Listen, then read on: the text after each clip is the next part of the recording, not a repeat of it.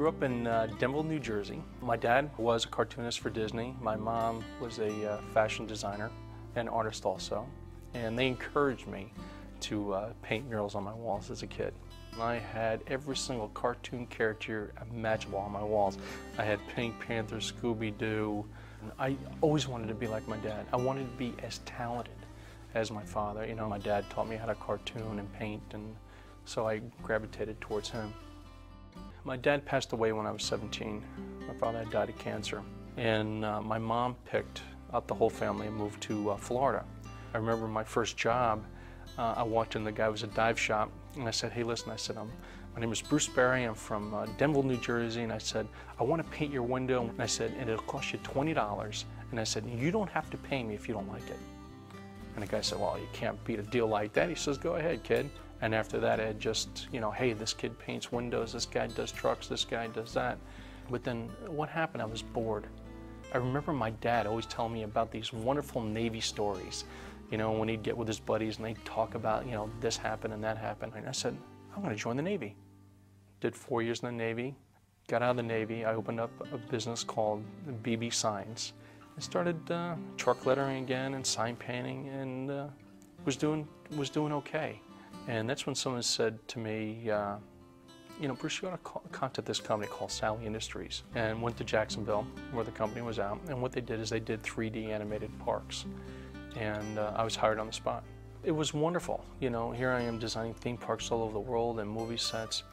And I was learning more and learning more and learning more. And it came to a certain point in my life where, you know, I got bored with that. And I wanted to do my own thing. I'd gotten a phone call. A weird phone call. He said, hi, my name is Dale Hudson from Springdale, Arkansas. I'm a children's pastor. And I said, you're a who with a what, with a where? And he said that he liked my work and he liked my style, that he wanted to fly me and my wife out there. That's the first time I'd ever been in church. And I sat there and I drew everything down for him. He says, I want like Roger Rabbit Toontown. Cool, I like this guy. And it took me about 7 months to build everything. Well, everything was packed on 18-wheelers and on its way out to Springdale, Arkansas. And as I'm on the plane, I'm prepping myself, because I know the church is going to ask me, do you go to church? What church do you belong to? You know, in Tampa. I'm getting ready. I'm prepping myself because I'm going to tell them, hey, thanks, but no thanks. It's not for me.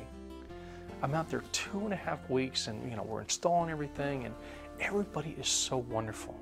But they never invited me to church. They never mentioned God. Never mentioned anything.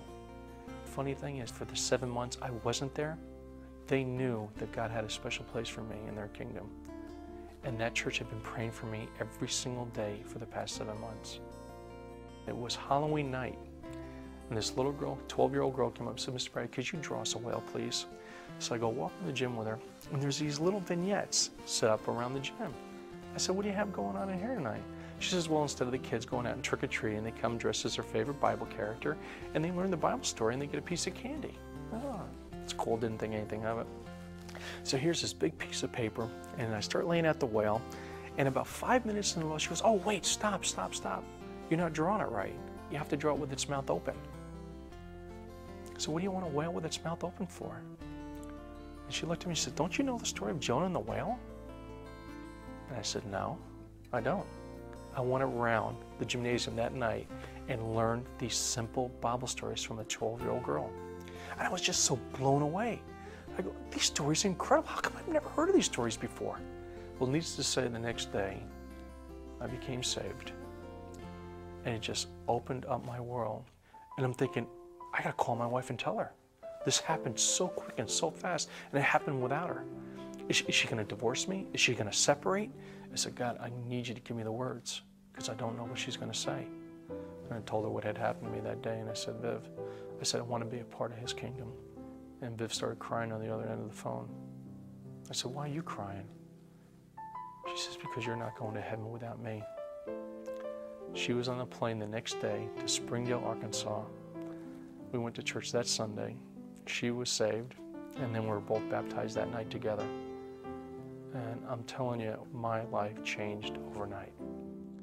God's been pruning me my whole life. He kept me away for a reason until I was 40 years old. Because now what I do is I see churches through the eyes of a child. I know if I came to church as a child, what would I want to see? What's going to excite me? What's going to get me charged up? Or I'm going to go to the neighborhood and tell my friends about this church. My satisfaction is when the mothers come up to me and go, thank you.